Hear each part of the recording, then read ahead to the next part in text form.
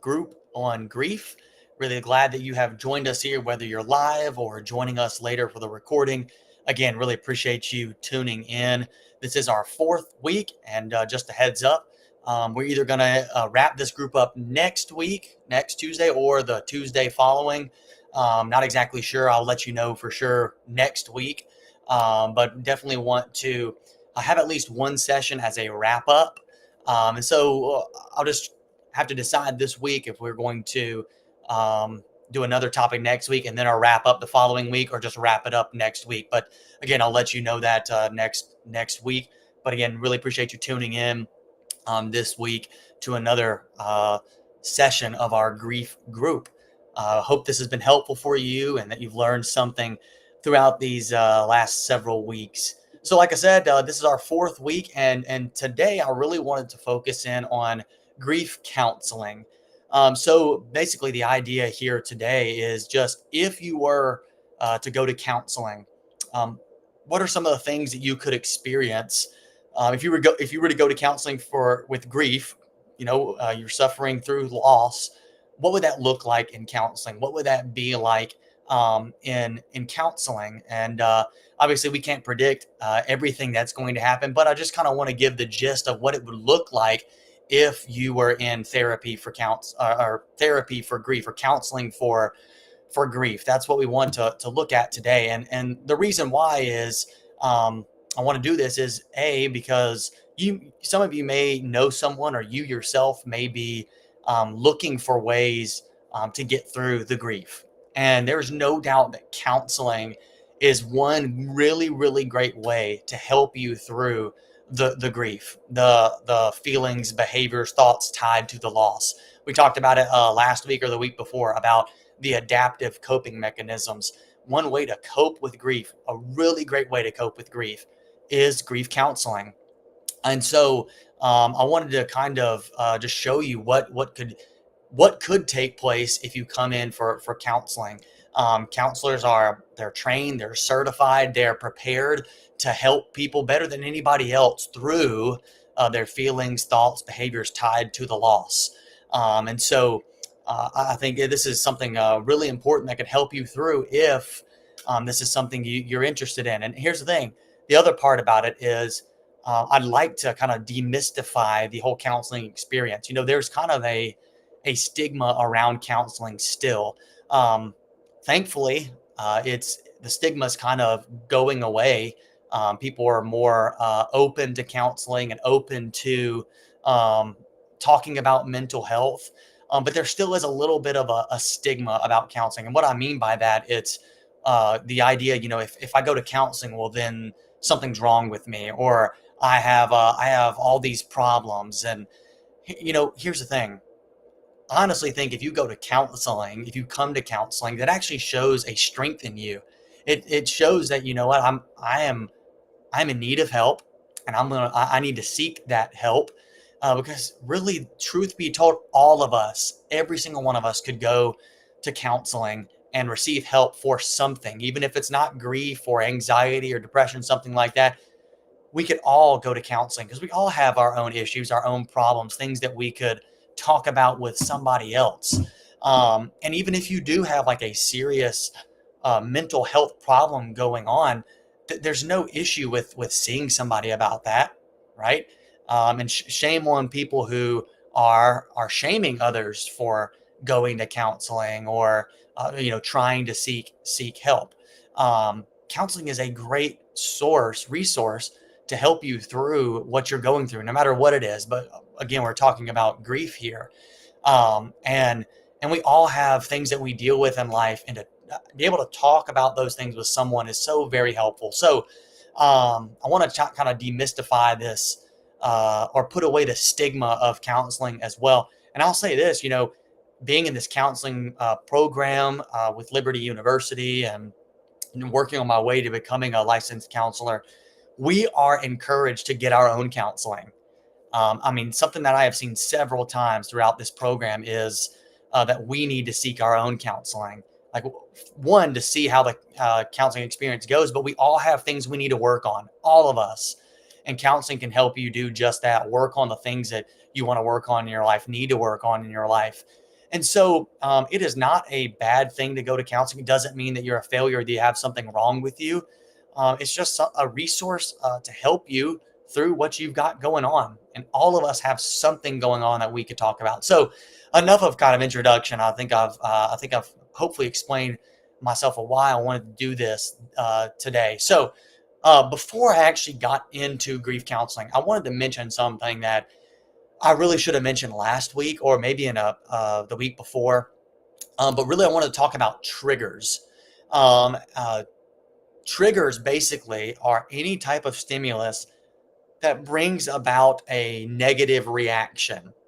Um, or another way to put this is any sensory reminder of the loss. So basically, it could be something like a I'm going to give you some examples here in a minute, but like a song that reminds you of your loved one that you lost, or that reminds you about whatever it was that you lost. That can trigger like those thoughts about whatever you lost, and then you become overwhelmed and become you're triggered, that it triggers that anxiety, triggers that sadness, whatever it may be. So any type of stimulus that brings about that negative reaction, those are reminders of the loss, and typically it causes significant negative emotional responses. This is also seen in things like PTSD, right? Something very um, probably something that you've heard before, very normal to hear, and does happen a lot is like a war veteran who comes back from being deployed, from fighting in a war. um, Fireworks, for instance, around like the 4th of July or New Year's, those can trigger memories of what they saw overseas or in the war, and it can trigger those memories and those really intense emotions.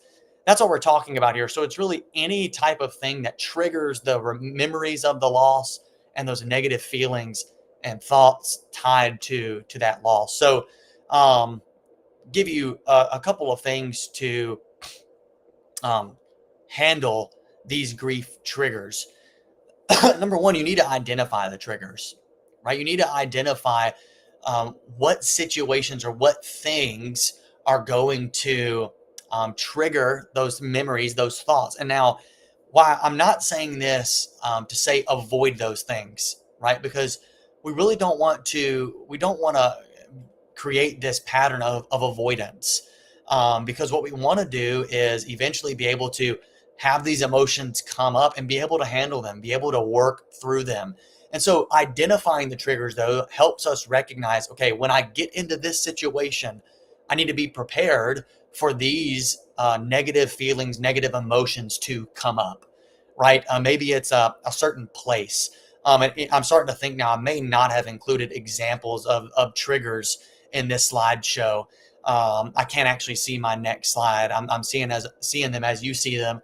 So I don't remember if I did, but an example again would be, like you have like maybe a favorite restaurant or favorite place that you went with your significant other if you've lost somebody. And if you happen to go to that place, well, you may have those feelings. Well, then now you've identified, okay, that's going to be a trigger for me to go to this restaurant. So whenever I go there, I can go ahead and prepare myself that this is likely to trigger these memories, likely to trigger these feelings, negative emotions. How am I going to handle that? Right? How am I going to work through that? So number one, identify those triggers, and there can be many triggers. Secondly, pause and give yourself space to process. Give yourself space and the ability to just feel what you're feeling and process through it. So what I'm saying here is many times, you hear that song that reminds you of your loved one, or you go to that restaurant or that place that reminds you of what you lost, and you can quickly get caught up in the negative emotions, and it's like almost like a snowball, and it overwhelms you. And so something that could be really helpful is when you're triggered, take a deep breath, pause, and really reflect on what you're feeling, right? Really sit in, all right, I'm feeling really anxious right now. I'm feeling really sad right now. And really, really allow yourself to feel it. Again, we don't want to create avoidant behaviors, right? Because avoidance is just going to put off actually facing it and working through it. And so we need to pause and give ourselves that space, the time and ability to just process through it and to really think about what we're feeling. Name the emotion and really allow yourself to feel it. It's okay to feel sad. It's okay to feel upset and anxious, and just kind of breathe and pause and work your way through it. And that's where the next thing can come to help is practice adaptive coping techniques. Not going to go over all of these because we talked about them in our last session last week. But these would be things like breathing exercises, those grounding techniques that we talked about. Just kind of work through this, the trigger, and keep yourself grounded in the present, and those grounding techniques can really help you from becoming so overwhelmed. And then finally, seek support. If you've got a friend, you got a family member, you've got a counselor that maybe you could contact, or whatever it may be, seek support from somebody. If you feel like it's just too overwhelming, try to connect, right? That connection with somebody can really provide you support to get through this trigger, this time of intense emotion. So let me see if I even put this in here.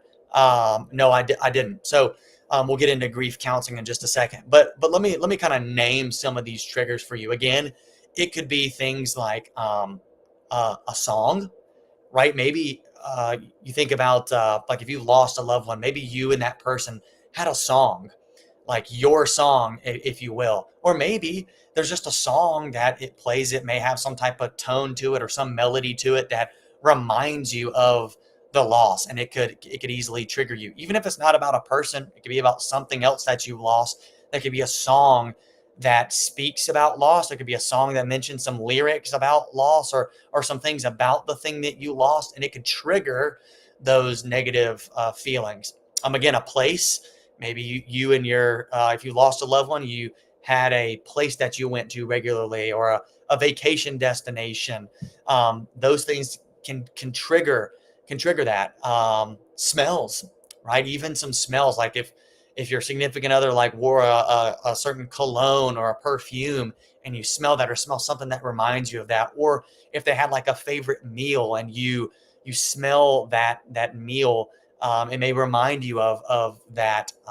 Or maybe it's something like you lost a job, and it could be something as simple as like there was always coffee brewing in the office or something like that. And so a certain smell of coffee will trigger emotions of losing that job. Um, people can even be triggers. People who are connected to the loss in some way, shape, form, or fashion, or maybe somebody who just even looks like or reminds you of what you lost, and that can trigger those negative feelings, those negative emotions. And so there's a lot of triggers, right? There's a lot of things that can trigger your anxiety. We could go on and on and on. I really thought I had a slide in here on this, but I wanted to just throw some common triggers up there so that you could see, oh yeah, that does kind of trigger me. Oh yeah, that I could see how that could trigger somebody. Really, it could be anything again that reminds you about the loss. Anything that brings up those feelings of the loss, that's tied to that loss and can trigger those feelings. There's a lot of different things that we could list here, but those are just some common ones that people have shown to be triggers in their lives. And there's a lot more, and you can go look those up as well. But hopefully these can kind of help you handling these triggers, because it is inevitable. It will happen. Something is going to remind you of the loss, and so how are you going to cope through that? How are we going to work through the things that trigger it? And so hopefully this could kind of help you out. So I wanted to start there um, this time, and hopefully that could be helpful for you. But now let's talk about grief counseling, where I started here tonight. So very simply, this is just kind of a general overview of grief counseling. So grief counseling helps people work through the feelings, behaviors, and thoughts connected to the loss through various methods. So grief counseling is specifically focused on just grief, right? And of course, within grief counseling, other things may surface and come up, but the primary focus is on working through those feelings, those behaviors, those thoughts connected to the loss. And that's really what a counselor is doing in grief counseling, is helping you process, helping you work through the loss through various methods. And what I mean by various methods is, um, counselors have different theories that they may incorporate, different techniques from different theories that they may incorporate, different practices, interventions that they may throw in, just to help you work through the feelings of loss. This other point here, some counselors specialize in grief counseling. I put that there because there are some counselors out there that specifically work, it is their specialty, working with those who have lost loved ones or lost something near and dear to them. That's what they do. And so if you just type in grief counselors in my area, or in Mobile, Alabama, that's where I am, you will find people who work in with grief counseling. There's websites where you just type in counselors in my area and you just kind of go through them. Many times those list the specialties of counselors, right? Some counselors specialize in trauma. Some counselors specialize in working with adolescents. Some specialize in working with couples, but some are they specialize just in grief counseling, and those people will be especially equipped to help you through whatever you're facing with the loss. And so that's what they're there to do, is to just help you process and work through those feelings, behaviors, and thoughts connected to the loss. So that's just kind of a general look at grief counseling. But let me look at a few specific modalities, specific theories that some counselors will employ to work with those who are struggling with grief and loss. So number one, and this is probably the most popular counseling theory out there, is CBT. So CBT stands for cognitive behavioral therapy. Cognitive behavioral therapy, CBT. The basic premise of this theory is that thoughts, feelings, and behaviors are ever intertwined, and that problems really stem from our maladaptive thinking. Simply put, problems stem from our thoughts in our mind, negative thoughts, negative cognitions, wrong or invalid thinking. That's really where problems stem from. So the focus is not so much on what has happened, but on what you think about what has happened. And so basically, what cognitive behavioral therapy is going to do is focus on your thoughts. Focus on what are your thoughts tied to the loss. Specifically within grief, CBT is used for a bunch of different presentations in counseling: anxiety, depression, so on and so forth. But it can be used and very helpful in with grief. And so what a counselor will do is focus on your thoughts connected to the loss and work through those thoughts. Because again, the idea is that our thoughts affect the way that we behave and affect the way that we feel. Very simply, like if I'm thinking negatively, if I have invalid thoughts, well, then I'm likely to act in ways consistent with those negative thoughts, with those invalid thoughts, right? The way that we think affects the way that we behave and the way that we feel. If we're constantly thinking negatively, we're likely to feel a little bit more negative, a little bit more sad, and so on and so forth. And so the idea is to work with the thoughts and see how we can kind of change those thoughts and to more accurate thinking, to more valid thinking, and so on and so forth. So let me just kind of give you what will happen in CBT. Clients with grief will develop an awareness of negative thoughts connected to the loss and will work through these thoughts. So again, in CBT, you're going to identify the thoughts that you have connected to the loss, the maladaptive thoughts, the thoughts that you have created in your mind, the thoughts that I say created in your mind. Sometimes thoughts just kind of come up without us really even thinking about it. It just happens. The thoughts that come up connected to the loss, and you're going to work through those things. And a counselor will help you do that, help you identify the thoughts, the core beliefs, the core ideas that you have about this loss, and will help you work through them. So here's an example. All right. A really simple example of what cognitive behavioral therapy may look like. So The example would be like, here's a thought. This is an example thought. I don't have any future without my wife. I'm going to live the rest of my days alone. So in this example, somebody has lost their spouse. They've lost their wife. And they have now created this belief, this thought, which we would call a maladaptive thought, a thought that without their wife, they have no future. There's no hope for them. There is nothing left for them in this life without their wife. Of course, losing your wife hurts, no doubt about it. And it really hurts deeply, cuts deeply. Um, and he's connected this now. All right, I have no future. There's no hope without her. And then secondly, I'm going to live the rest of my days alone without my wife. Like, she was the one there for me. I'm going to live the rest of my days alone. Okay. Now, what a CBT counselor will do, or someone who's employing CBT, is they're basically going to kind of challenge those negative thoughts, or help you identify the truth within that, or the lack of truth there within that. And basically, basically look at it this way. And here's the reframe. This is what we call a reframe. A cognitive behavioral therapist will take the thought and will reframe it or restructure it to look a little bit different or a little bit more accurate. So a reframe would be something like this. Although my wife is gone, and may I add, it hurts. Although my wife is gone and it hurts, I still have a loving family and great friends surrounding me. There is still hope for me, right? You see how that is a lot different from saying, I don't have any future and I'm always going to be alone. So a cognitive behavioral therapist would basically, or someone who's using CBT would basically say, well, you know, this is a thought that you're having, that there is no future and that you're going to be alone. But how true is that? How true is it that you have no future? How true is it that you're always going to live your days alone? How do you know that you have no future? How do you know that you're always going to be alone?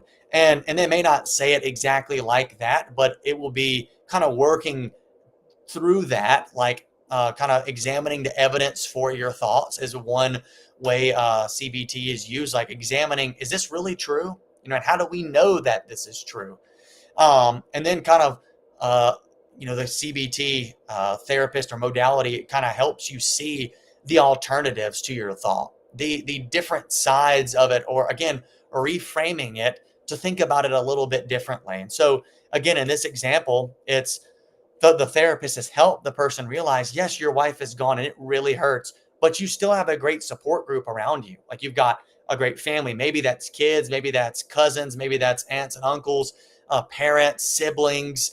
You still have family around you. You have great friends, maybe friends from college, high school, or another couple that can support you, people at church, right? And so a cognitive behavioral therapist will help you recognize, well, you actually still have a lot of people in your corner. And there is still hope for you, right? You can still move forward in life while carrying the loss of your wife with you. And again, there's a lot of other things that could be thrown out here as a reframe. This is just one example. Some other thing that we could, point out would be, there are people who have found love after losing somebody important to them, right? I know of several people who have lost a spouse and they're married now. Doesn't mean that they've forgotten their spouse that they lost, but they've been able to work through it and to find somebody. And so that might be something a CBT therapist, cognitive behavioral therapist might do, is kind of point out the evidence. Well, there are other people who have actually found love after losing somebody. And so that's kind of the idea of CBT is again, identifying these maladaptive thoughts. And think about that. I don't have any future without my wife. I'm going to live the rest of my days alone. Right. So you can see how that would make you feel really sad, and make you feel depressed, make you feel anxious that, oh man, I'm not going to have anything without my wife. Right.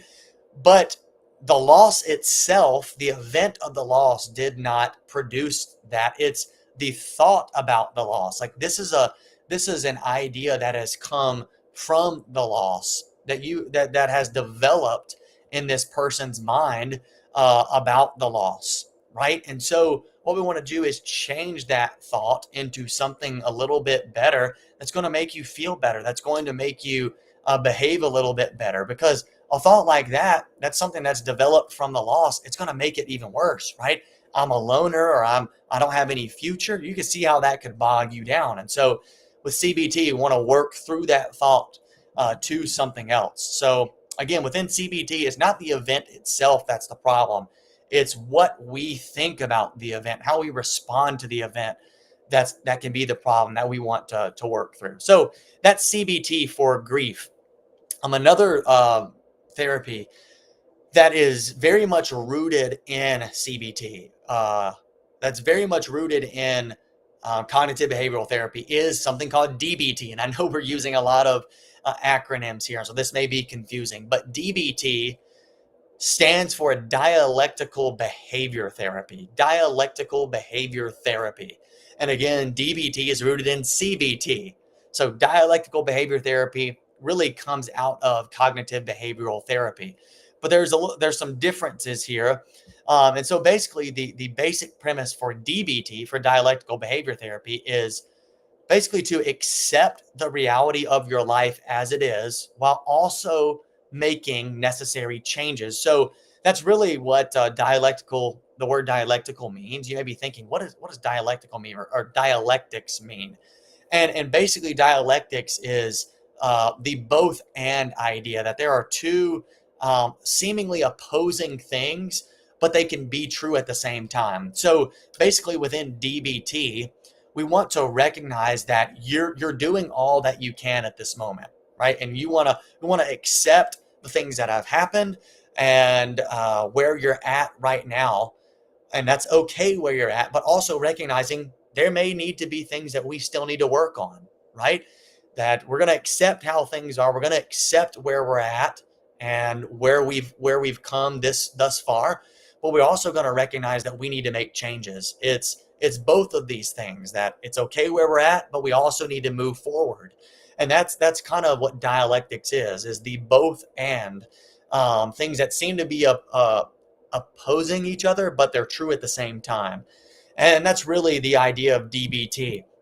And so DBT is especially helpful for those who are experiencing emotions very intensely. And you can see um, how within grief, we've talked about this before, you can experience some very, very intense emotions, very, very intense feelings, and negative feelings at that, some things that are really, really hurtful. And so this can be really, really helpful for those who are experiencing emotions very intensely.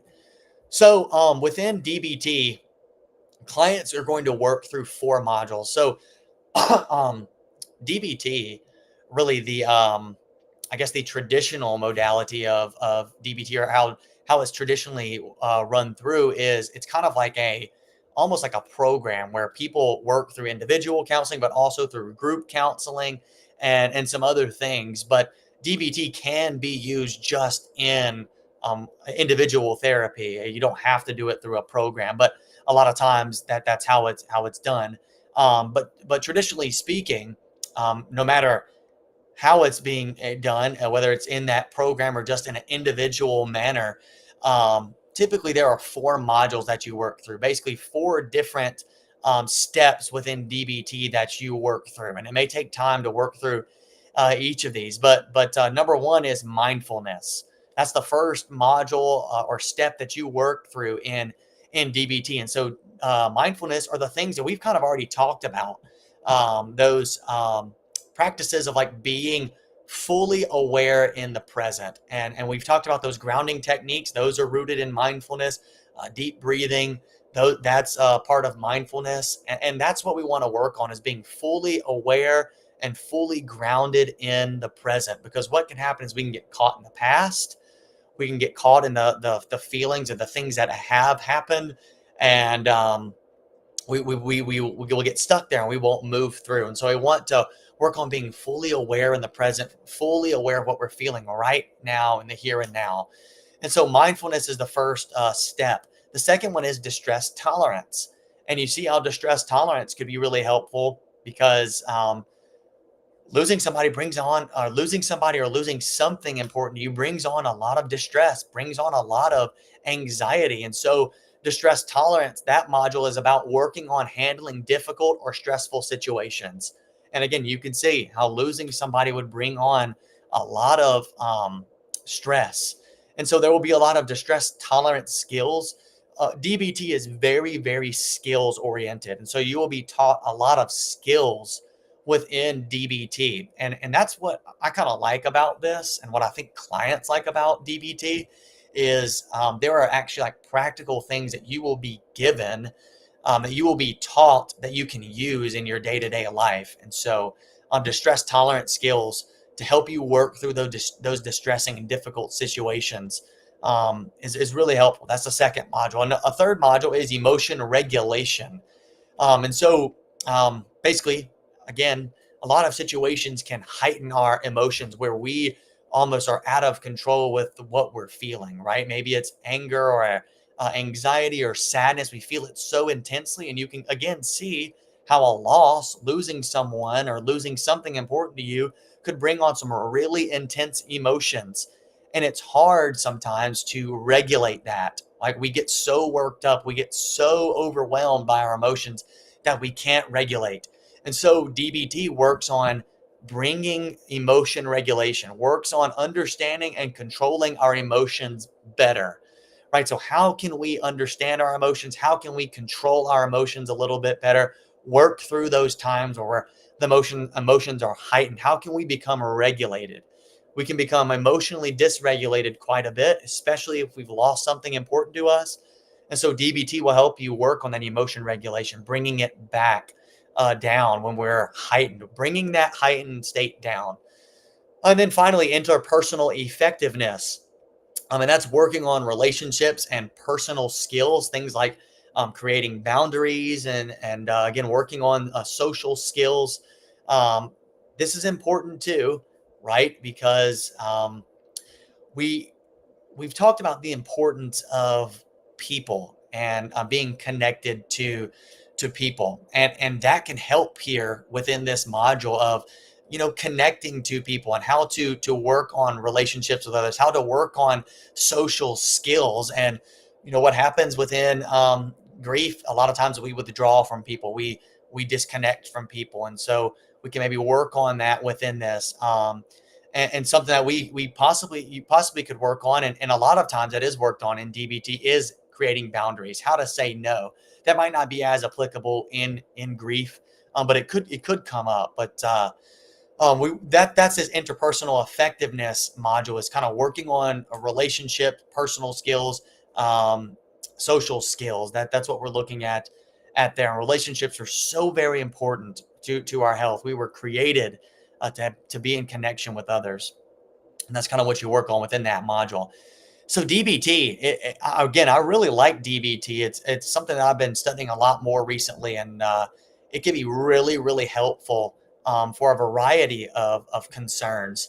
But it can help with grief for sure. And so, again, that's another thing that someone might use within counseling, and what you'd be working through if you came into counseling, if you are seeing somebody who used DBT or was a DBT counselor. Next is ACT, or ACT, for grief. No, we're not talking about the test, the ACT. We're talking about acceptance and commitment therapy. And this is somewhat similar to DBT. But basically, the basic premise here, the basic premise is similar, that is. The basic premise is accept things as they are without trying to control them or change them. Negative emotions, ACT says, come from the hesitance to accept life as it is. And so, within acceptance and commitment therapy, we're going to look at just accepting things as they are, accept reality as it is. And so, like with grief, we're going to try to just come to accept the reality that we've lost something, that is what it is, and we come to accept that. And again, negative emotions stem from the hesitance to accept life as it is, accept reality. And again, you can see that within grief, um, that there's that phase of denial and shock, or we don't want to accept the reality. And that can be helpful for a time, but it can become a problem if we're always denying it, if we're stuck in denial or stuck in that shock. And so acceptance and commitment therapy is going to get you to accept things as they are and commit to change, commit to action. That is committing to actions that are going to be helpful for you. Um, and again, it's somewhat similar to DBT, but this is from Bradley University, by the way. This whole slide, I found this on Bradley University's website. But in ACT, clients will focus on their values and life goals. So an ACT counselor or someone who's employing acceptance and commitment therapy with working with someone with grief, they're going to help someone focus on their values and life goals. What are the things that are important to you? What are the things that you still want to achieve, right? And they're going to try to help you identify those things and focus on those things, and secondly, commit to action to achieve those things, right? And maybe within grief, you may put those things on hold. You may put your life on hold and be so engulfed in grief. And so someone with acceptance and commitment therapy will help you still identify the goals and values for your life, right? And let's just say this too, like our values, they're deep rooted in who we are. And maybe a loss could help. A loss um, maybe help doesn't help us. A loss moves us from our values, or maybe pulls us away from our values. Excuse me, I was kind of fumbling there, but our a loss can maybe distract us from what's most important to us and our life goals. And someone within ACT will help you try to stay within what's important to you and your life goals, and then help you commit to action and achieving those goals, right? Again, acceptance and commitment therapy can help you to commit to making actions that are going to be helpful for you to align with your values, align with your goals in life. ACT counselors will also help you accept difficult emotions without judging them, right? Again, within acceptance and commitment therapy, what we want to do is just accept things as they are, right? Look, I'm feeling sad right now. And instead of trying to avoid it or feel bad about it, this is what I'm feeling right now. This is how it is. I am feeling sad. And without judging it as a negative thing, without judging it like I need to put an end to this, it's just, hey, this is what I'm feeling. And here's the thing, that is a common reaction to losing something, is being sad. Right. And it's recognizing that within ACT, accepting that, okay, that is a normal thing to be sad. Right. And not judging yourself for that, not judging those negative emotions. Next would be more aware of and present in daily activities. Again, that's that focus on being in the present, being rooted and grounded in the present. We within ACT, we want to help get that awareness of what you're doing day to day and in the present moment. ACT will also help you create space between yourself and your thoughts. And again, this is rooted in CBT, and this one's really important. This is called cognitive diffusion, by the way, creating space between yourself and your thoughts. What we want to do here is many times the things that we think, we almost believe that that's who we are, right? That we kind of take on whatever we're thinking, right? Maybe it's I'm a failure, right? Or we have that thought that I failed, so I must be a failure. And so we want to make space between yourself and your thought and realize that's just a thought. That's not who you are. And we want to put some distance between that, between you and your negative thoughts, right? Kind of separate yourself from those negative thoughts and realize that just because you fail doesn't mean you're a failure, right? We all mess up. We all make mistakes. And so we want to try to help you develop what's called the observing self to describe those thoughts and feelings. So again, it's kind of pulling yourself outside of those thoughts and almost like observing your thoughts, observing your the things that coming on in your mind without attaching yourself to it, right? Like again, I'm a failure, or I failed, so I'm a failure, and helping you develop this ability to step back and disconnect from that thought and realize that's just a thought. That's not who I am, right? That's not just because I think that, that's not who I am. And so it's kind of detaching yourself from your thoughts. Because again, many times we can have these negative thoughts and we hang on to them and we are fused with those thoughts. And it's who we become or who we think we're becoming. And we want to separate ourselves from those negative thoughts and try to just examine them and try to observe that, and work through that. And so that's kind of what's going to happen within acceptance and commitment therapy.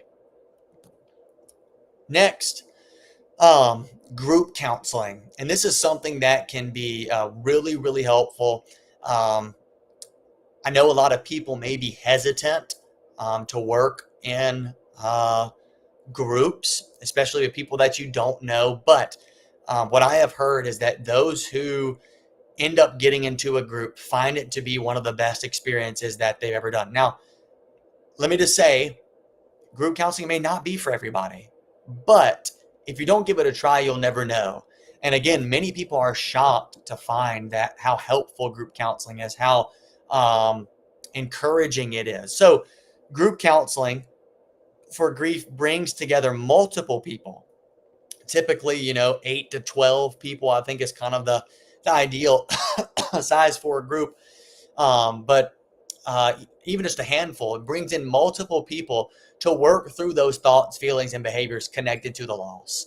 So it's a group of people who have all lost something, who have all lost a loved one, or who have all lost something important to them, and they meet together and they work through these feelings of loss and grief together. That's group counseling for grief. And what's really helpful about this is there's a group leader who walks you through that process. So there's going to be a group facilitator, maybe even two, who are going to be there and who will employ maybe some of these things that we've just talked about, like acceptance and commitment therapy, or CBT, or DBT, or some other modality. They're going to walk you through these things and be there right beside you, be very supportive, be very helpful. Group leaders are going to make sure that everyone has a chance to talk, everyone has a chance to express themselves. And the group leaders can be a really good source of help and support. But also, a group can be a support network during times of grief. I've said this, I've already said it in this group.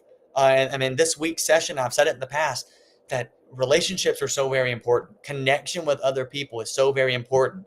And over time, as you work with a group, you'll start to get to know them. You'll start to come to love these people possibly, and you'll start maybe looking forward to being with them. And it can be a support system for you during those times. What many have found is that people look forward to going to group. People look forward to seeing the people in their group and sharing with them and hearing from them.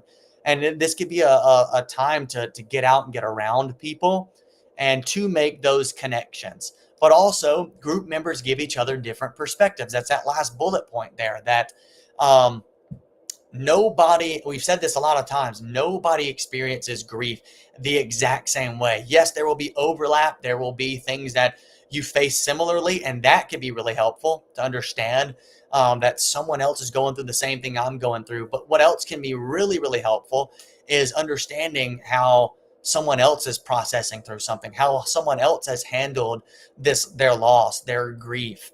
And you may learn from that. You may look at that and see, wow, this person went through this differently, or this person went through this technique or that technique, and you may have some different perspectives about getting through loss by being in a group. And certainly, a group leader could also provide you with some perspectives as well. So, group counseling for grief can be very helpful. There are many, many support groups. Many people get into these support groups for grief and counseling groups for grief to work through their times of loss. Many um, funeral homes connect people or have their own counseling groups for those who are grieving and can walk you through this process. And it's really comforting to know that you could have someone there for you, during that time. So group counseling for grief can be very, very helpful. Final slide here is I wanted to talk about interventions in grief counseling. So some things that when you get into group counseling or CBT counseling or just generally grief counseling, what some counselors may do. Kind of talk about these things very quickly as we end. Let me also say this: the things that we've talked about were mostly rooted in CBT, cognitive behavioral therapy, but there are other therapy.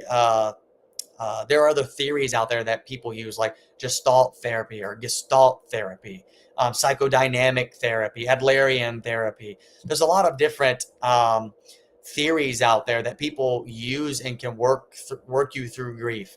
I was just working through a few, talking to about a few. So there's a lot more out there, but those are just some that I wanted to talk about. But here are some interventions that a counselor might use with you in counseling. Cognitive restructuring, we've kind of already talked about that. And that is when you take a thought and you examine it and you restructure it or reframe it in a different way. So you may come in with a negative thought, you identify a negative thought, your counselor will help you restructure it or reframe it differently, into a more positive light, into a more adaptive way of thinking. Mindfulness practices. This would be things like we've talked about before, like breathing exercises, right? You might do the square breathing. You might do some breathing on the Apple Watch, like we talked about last week. There's other deep breathing exercises. Meditation would come in here, grounding techniques. Some counselors may actually practice with those with you in session. Some counselors will just maybe give those to you and you practice them on your own. A strengths-based approach. Some see this as another theory and that's something I could have talked about. Some see this as just something that you can use with any counseling approach, any theory. You could use it with CBT or DBT or psychoanalytic theory, whatever it may be. But strengths-based approach is basically, instead of highlighting the things that are going wrong or the things that you haven't done or your shortcomings, your weaknesses, you're going to highlight the strengths, the things that you have done, the things that you have accomplished, the things that you're good at, your abilities, the things that you've worked through already. You're going to highlight your resiliency. That's a strengths-based approach. I personally love a strengths-based approach. Instead of focusing on what you haven't done or what you've messed up in, I like to focus on the things that you have done, the things that you are accomplishing already or have accomplished, that you're good at, your abilities, your strengths. That's what I like to do, is highlight those things within counseling. And to me, that works better. It gives a more positive look on things. And a strength-based approach could really be helpful because it can identify, your strengths to push you through the grief. Art. Art is a way to express yourself. Some people find this really helpful to draw or to paint or whatever. There is art therapy out there. And so, but some counselors may just have you draw or draw with you. And a lot of things can come out even within the drawing. But as you're drawing, conversations might come up too. And so art therapy can really be helpful. And so some counselors might do that. Play. This will typically be with kids. But play therapy, this is just how kids connect, is with playing. That's their language. And so as they play like a game, a board game, a card game, or with toys, things come up and can open up some discussion about the loss and so on and so forth. Role playing. Role playing can be a really, really helpful one. Role playing would be something like, for example, a counselor may play the person that you've lost. For instance, like if you've lost a spouse, they may play your spouse and you will be yourself, and you'll kind of have a conversation like that. And that may sound weird at first, but if you're open to it and you give it a try, it can really be a powerful experience.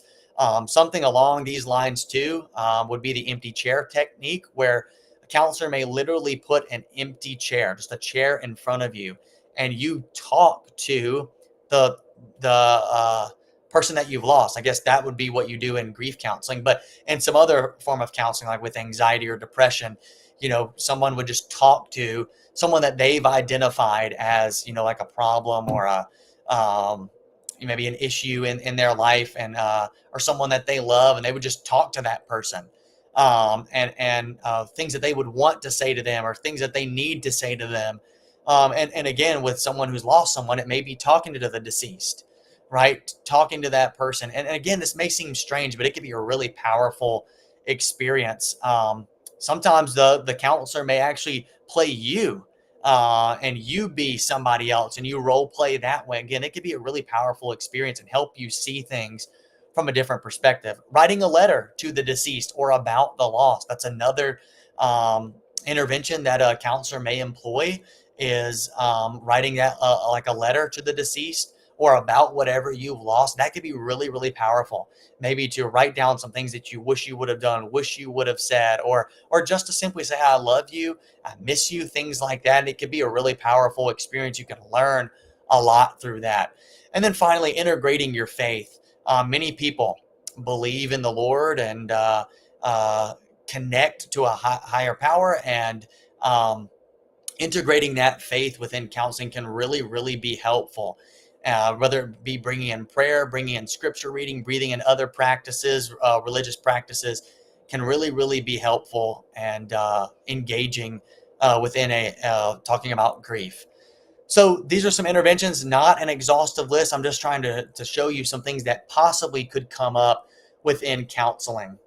Let me just close out by saying again that we here at Joanna Snow Ministries, we would love to work with you, and you're working with you in your loss and in your grief. Whatever we can do, we would love to work with you, and we would probably be doing some of these things that we talked about today. And I hope that you see that counseling can be really, really helpful. And let me tell you, millions of people are in counseling, and so many are in counseling for grief and for loss, and that's understandable.